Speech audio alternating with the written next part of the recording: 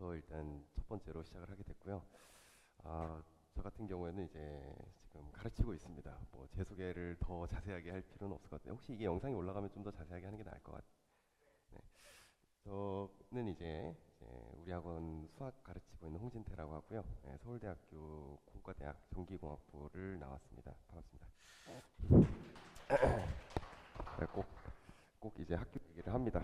제 자랑을 하기 위해서 저의 또 큰 경쟁력이기 때문에 학교 자랑을 또 해주는 게 저의 이제 루틴이 되었고요.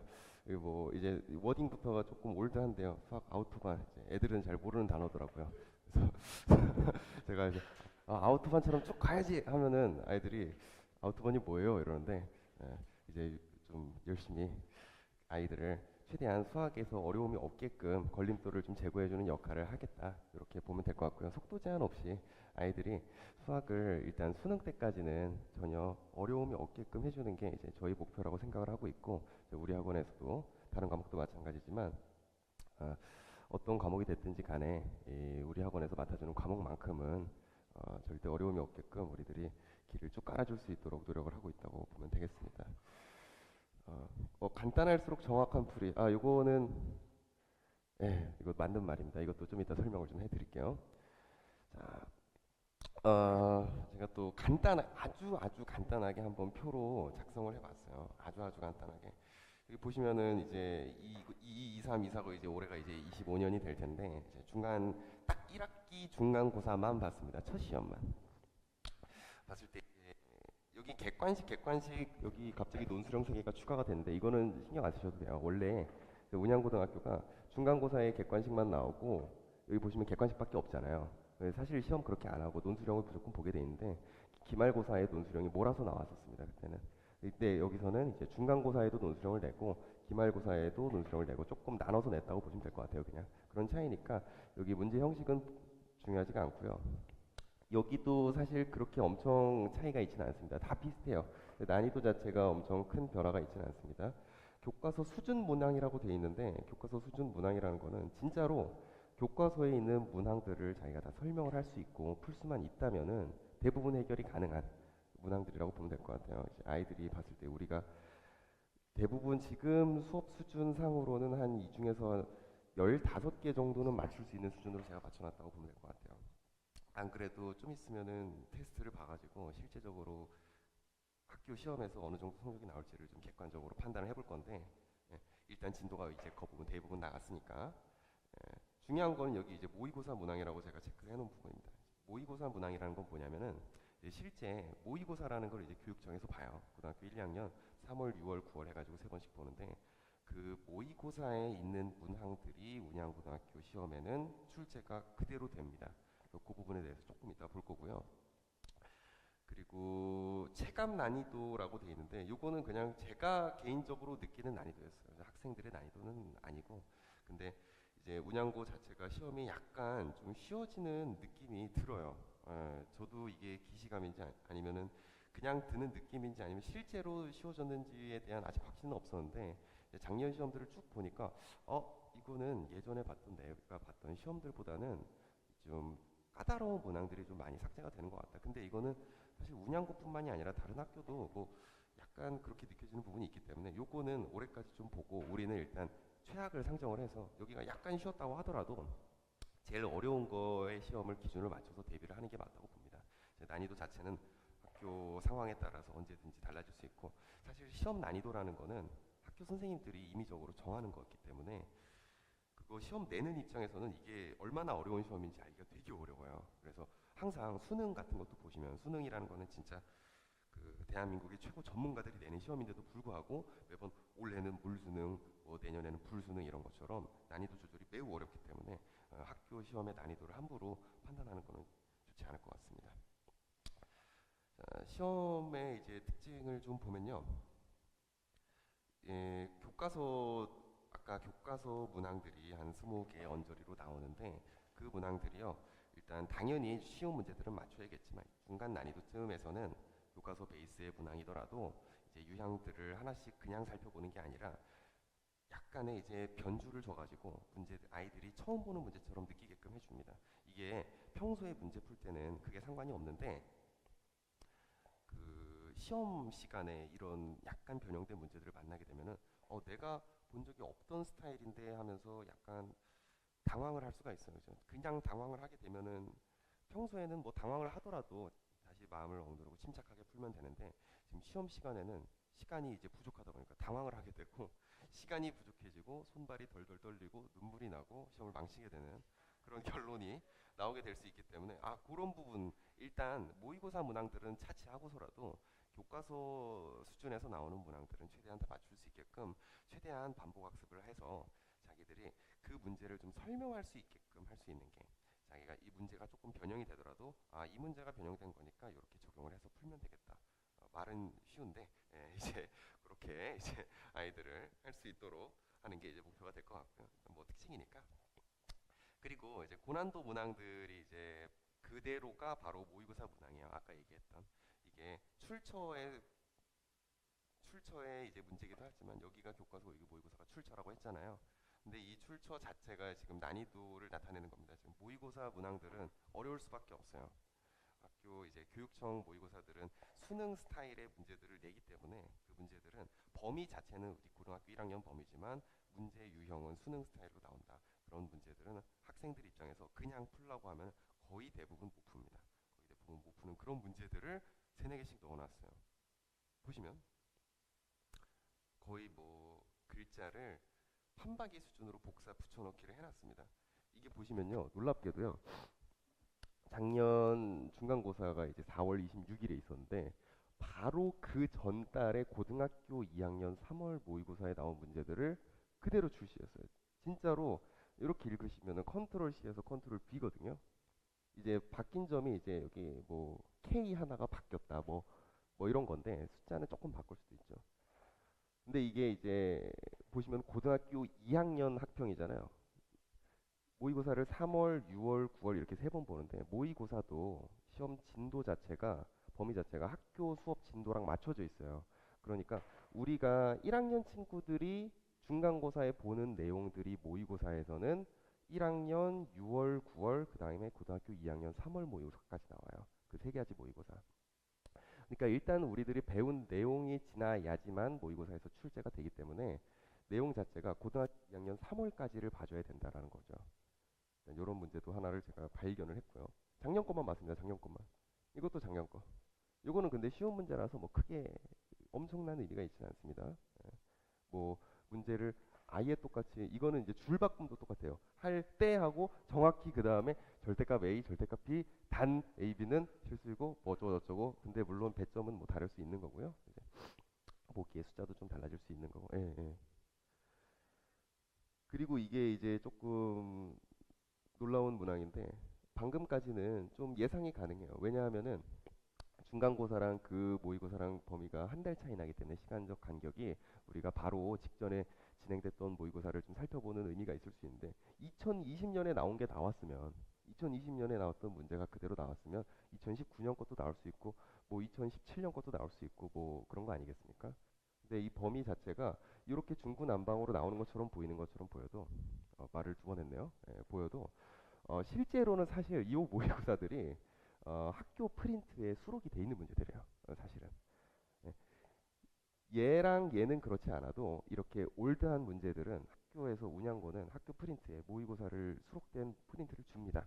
그래서 그 프린트 안에는 진짜 어려운 문제부터 중하 난이도 문제까지 다 수록이 돼 있어요. 그래서 그 안에서 우리가 좀 당연히 족집게식으로 하는 건 안 되겠지만 출제 가능성이 높은 문제들을 좀 선별하는 작업을 제 이제 이번 학기의 원대한 목표죠. 운양고 시험 족집게 하기. 그래서 그 프린트가 어차피 문제가 막 30개 학교 선생님들은 그냥 편하게 줍니다. 그냥 너네 풀어봐 해가지고 공부 잘하는 학생들도 어렵게 느낄 수 있게끔 한 2, 30개, 30, 40개를 막 줘요. 당연히 그 안에서 시험은 한 두세 개밖에 안 나오니까 그 두세 개가 어떤 문제가 나올지를 당연히 판단하는 것도 좋지만은 그 거기 있는 문제들에 대해서 우리가 풀 수 있는 데까지 범위를 좀 제한을 하고 그 제한 안에서는 최대한 맞출 수 있게끔 하는 게 좋을 것 같아요. 이것도 보시면은 그림이 그냥 그대로 나왔는데 이거는 그래도 약간 성의를 보인 게 그림을 새로 그렸어요. 글자는 그대로인데 보시면은 여기 FX라는 글자가 여기 오른쪽 끝에 달려 있었는데 여기 왼쪽 끝에 달려 있는 걸 보시면은 아, 이거는 그림을 왜 새로 그렸지 하는 생각이 좀 들었는데, 뭐 학교 선생님의 재량이니까 그런 거는. 그리고 사실은 문제가 조금 쉬워졌습니다. 이제 학교 시험으로 보면서 약간 쉬워진 부분이 없지 않아 있어요. 그리고 또 어려운 문제가 하나가 발췌가 돼가지고 제가 열심히 찾아봤더니 그냥 교과서에 있더라고요. 네, 교과서 같은 경우도 이제 중단원이나 대단원 마무리하고서 마지막에 단원 끝날 때쯤에는 이제 어려운 문제들이 아니라 단원을 총정리하는 문제들이 한 10개, 20개가 주르륵 나오는데 그 마지막에 있는 문제들은 이제 뭐 도전 문제나 뭐 창의력, 뭐 여기서 전구 모양 이렇게 그려놓고 막 개환하는 문제들이 막 몇 개가 있어요. 그래서 그 문제들 중에서 하나를 또 그대로 냈다는 거를 볼 수가 있습니다. 그래서 어려운 문제들에서 장난을 치진 않는 것 같아요. 이제 운양고등학교가 어려운 문제들 같은 경우에는 일단 줬던 문제들 중에서 너가 이번 학기 중에 분명히 한 번은 봤을 문제를 내가 내겠다 이런 느낌이 들기 때문에 어려운 문제들도 한 번씩은 최소 이제 두 번씩을 봐야겠죠. 이제 최소 두 번씩 교과서의 이제 심화 문제 그리고 학교 프린트 문제들 포함해서 최소 두 번씩을 확인을 할 수 있게끔 진행을 해야 되겠습니다. 여기까지는 이제 운양고의 시험에 대해서 문제들이 어떤 스타일로 출제가 되는지에 대해서 알아봤고 이런 것들을 저희가 좀 잘 준비를 하기 위해서는 어떤 준비 과정이 필요하겠느냐. 요거는 이제 뭐 당연한 얘기입니다. 수학이라는 거는 뭐 누가 얘기를 해도 뭐 특별하게 이 수학은 이렇게 해야 된다. 이렇게 하면 수학 100점 받는다. 이러면 다 사기꾼이잖아요. 그죠? 저희도 뭐 완벽한 방법이 있는 건 아니지만 항상 수학에는 일단 기본적으로 정석적인 방법이 있는 거고 아이들이 수학을 실력을 향상시키기 위해서는 단계별로 밟아가야 되는 스텝이 있는데 그렇게 우리도 기본기를 일단 최대한 우린 이미 방학 때 기본기를 최대한 설립을 해놨죠 지금 일단 개념적으로는 아이들이 다 대부분을 이해를 하고 있는 상황입니다. 그 상태에서 우리가 쌓아놓은 기본기 위에다가 이제 우리가 지금까지 봤던 문제들 중에서 진도 문제로 자세하게 다루지 못했던 유형들이나 심화적인 유형들을 조금 더 심층적으로 분석을 하고요. 이 심층 분석 같은 경우는 이제 해당 학교 출판사별 교과서 문항들을 주로 보는 게 좋겠죠. 그 학교에서 출제되는 기본이 베이스가 되는 게 결국에는 교과서니까 그 교과서의 스타일에 맞는 문제들을 최대한 많이 확인을 해보는 게 좋을 것 같습니다. 그리고 마지막으로 학평 기출, 선별된 학평 기출, 글자가 살짝 안 보이는데 선별된 모의고사 기출 문항을 복습을 하시면은 우리가 이제 최대 만점까지도 노려볼 수 있는 아주 즐거운 준비 과정일 것 같고요. 이거는 이제 교재 샘플샷을 가져온 건데요. 이제 신대비 들어가게 되면은 이제 제가 교재를 준비를 해가지고 요거를 아이들에게 그 누구도 누구에게도 공개하지 않는 이제 저만의 비법 교재로 수업을 진행하게 될 예정인데 물론 요 내용은 이제 문제는 약간 갈아엎을 겁니다. 이제 김포 여기 운양고랑 제1고 수준에 맞게 일단 샘플샷은 제가 원래 그 서초구에서 쓰던 그 세화고등학교 자사고등학교 교재인데 이건 너무너무 어려워요 아이들 입장에서는. 그래서 우리는 이제 조금 더 순한 맛 버전으로 문제 교재를 볼 건데 보시면은 여기에 제가 핵심적인 문제를 대표 문항을 한 페이지에 딱 한 문제 넣어놓고 그거를 아이들이랑 수업 시간에 같이 풀어볼 겁니다. 그 다음에 그 문제 이제 변형된 유형들을 몇 개를 배치를 하는데 이 교재의 이제 특징은 뭐냐면은 모든 문제들이 실제 학교 기출 문제들로만 제가 선별해서 가져온 겁니다. 제가 열심히 옛날에 이거 하기 귀찮아가지고 챗 GPT한테 한번 시켜봤는데 잘 못하더라고요. 그래서 제가 손으로 결국에 일일이 하게 됐는데 여기 보시면은 수학 같은 경우에는 공부를 할 때 어머님들 당연히 학창 시절에 공부를 굉장히 잘하셨겠지만 학창 시절에 수학 같은 과목은 이제 다른 과목이랑 다르게 막 열심히 필기를 해서 암기를 하는 과목이 아니에요. 결국에는 내가 그 내용을 이해했냐 안 했냐를 기준으로 보는 거고 문제의 내용을 이해를 해서 문제가 원하는 거를 써줘야 되는데 아이들이 그러니까 수업을 들을 때 태도 자체가 이렇게 돼야 돼요. 요게 아니라 이렇게 저를 이렇게 보면서 저 선생님이 어떤 내러티브로 문제가 풀리는지를 봐야 되는데 아이들이 이렇게 하고 있는 친구들 같은 경우에는 이제 자기가 이제 조바심이 나는 거죠. 내가 이 선생님이 말한 내용을 기억을 못할까 봐 필기 중독이 된 친구들이 있는데 그런 친구들을 위해서 아예 제가 미리 필기를 해놓고 너는 나를 봐라. 필기는 여기 돼 있으니까 너네가 기억을 못할 일은 없다라는 거를 좀 확인을 시켜주려고 해당 유형에 대해서 여기 힌트를 박스를 딱 주고 일단 문제에 대해서 같이 한번 풀어보는 과정을 가질 겁니다. 그래서 책 한 권 내에다가 학생들이 필요한 대부분의 내용을 다 대부분이 아니라 완벽한 내용을 다 수록을 해놓고 그 다음에 이 책을 완벽하게 끝내고 그리고 교과서를 완벽하게 끝내고 그리고 우리 학교에서 주는 프린트까지 완벽하게 끝내자. 이게 이제 문양고등학교 시험 대비 준비 과정이 될 것 같습니다.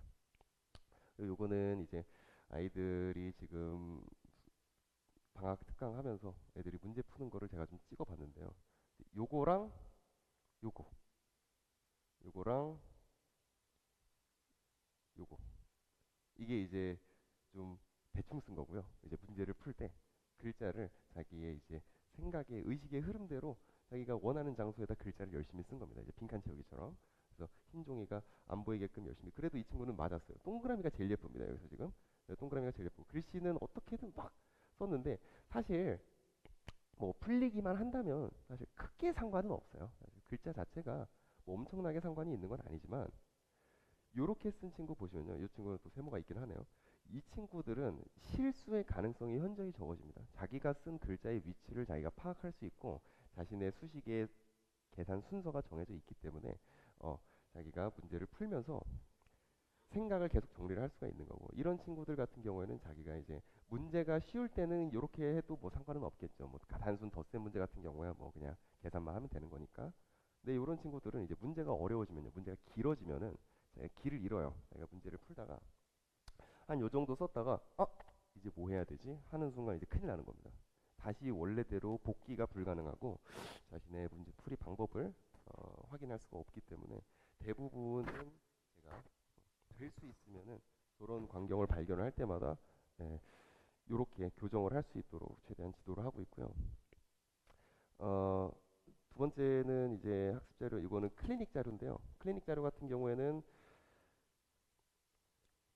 요거는 이제 이따가 학생 유형 C에서 나올 내용인데 네. 핵심 클리닉 자료 같은 경우에는 네, 시험 스타일로 아이들이 시험 볼 수 있는 그 시간을 재서 볼 수 있는 테스트를 계속 보는 겁니다. 지금 방학 같은 경우에는 요게 결국 지금 진도를 나가는 입장이기 때문에 학습 점검의 역할밖에 안 하고 있어요.